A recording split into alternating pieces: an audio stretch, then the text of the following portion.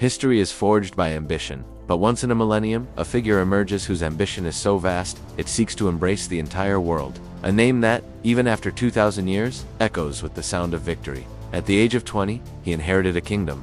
By 30, he commanded an empire that stretched from Greece to India. He was never defeated in a single battle. He was a military genius, a liberator, a ruthless conqueror. This is the story of the man who sought the edge of the world and became a legend that would outlive time itself.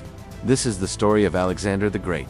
The stage for Alexander's conquests was set not by him, but by his father, King Philip II of Macedon. Philip was a brilliant, ruthless strategist who transformed his fractured kingdom into a military superpower. He re-engineered the army, lengthening the pikes to create the deadly 18-foot-long sarissa, and drilled his soldiers into a full-time professional force. He perfected the Macedonian phalanx, a wall of impenetrable spears, and created the most disciplined army in the world. Alexander's mother, the fiery and mystical Epirote Princess Olympias, instilled in him a belief in his own divine destiny, whispering tales that his true father was not Philip, but the king of the gods, Zeus himself. Into this world of war and ambition, Alexander was born, but his education was not limited to the sword. His tutor was the greatest mind of the age, the philosopher Aristotle.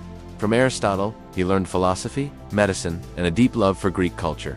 It was a vision he would one day spread across the world, with fire and steel. His destiny was revealed early, when no one could tame a wild, magnificent stallion named Bucephalus. A young Alexander noticed the horse was afraid of its own shadow. He calmly turned Bucephalus towards the sun, and rode the untamable beast, winning his father's awe, and a companion who would carry him to the ends of the earth. But Philip's reign was cut short by an assassin's dagger. At just 20 years old, Alexander seized the throne. He was not a boy playing king. To quell any thoughts of rebellion, he moved with lightning speed. When the city of Thebes revolted, he made a terrifying example of them. He razed the city to the ground, sparing only the temples and the house of the poet Pindar. The message was sent. Greece was his.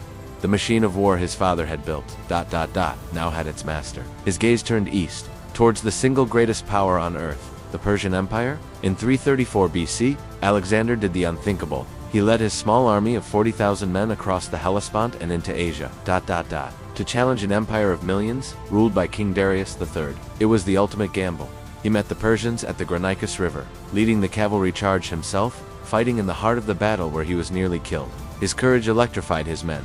They were not just fighting for a king, they were fighting alongside a warrior. In the city of Gordium, he faced a legendary puzzle, the Gordian Knot. An ancient prophecy stated that whoever could untie the impossibly complex knot would rule all of Asia.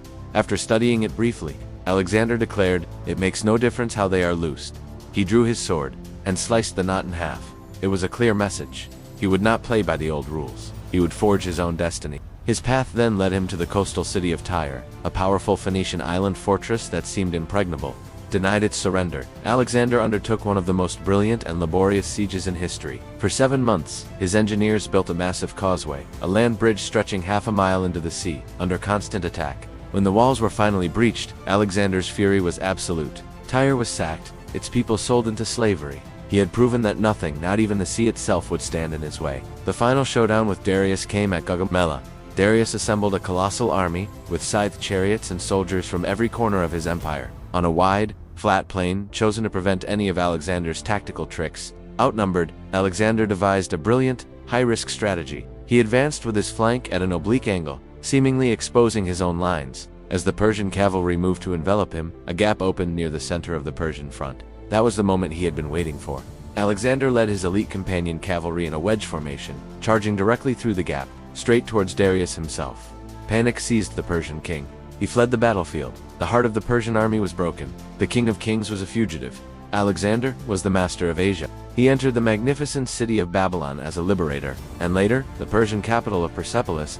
There, in a move still debated by historians, he ordered the grand palace of Xerxes to be burned to the ground, perhaps a drunken mistake, or a calculated act of revenge for Persia's burning of Athens 150 years earlier. His ambition was limitless. He marched into Egypt, where he was welcomed without a fight. At the desert oasis of Siwa, the priests proclaimed him a son of the god Zeus. Alexander began to see himself as more than mortal, adopting Persian customs and demanding that his men perform proskynesis, the Persian ritual of prostrating before the king. This created a deep rift with his proud Macedonian veterans, who saw it as the act of a tyrant, not a king. But his quest drove him ever eastward, into the unknown lands of India. Here, he faced his most difficult challenge at the Battle of the Hydaspes, against King Porus and his terrifying war elephants. Even then, Alexander's genius found a way to win, outmaneuvering Porus in a thunderstorm. Yet he had finally reached a limit. Not an enemy army, but the will of his own men. At the banks of the Hydaspes River, his exhausted, homesick army refused to go further. They had reached the edge of their known world and wanted to go home. For the first time, the undefeated conqueror was forced to turn back. The long march home through the brutal Jedrosian desert cost him thousands of men. The dream was beginning to unravel. In 323 BC, in the city of Babylon, after a bout of fever, Alexander the Great died. He was just 32 years old. His final words, when asked to whom he left his vast empire, were reportedly, "To the strongest." It was a prophecy of chaos. His empire, built on his personal genius, immediately fractured as his generals, Ptolemy, Seleucus, Antigonus, tore it apart in a half-century of war for supremacy. So, was his conquest a failure? Militarily, he was undefeated, but politically, his empire did not last.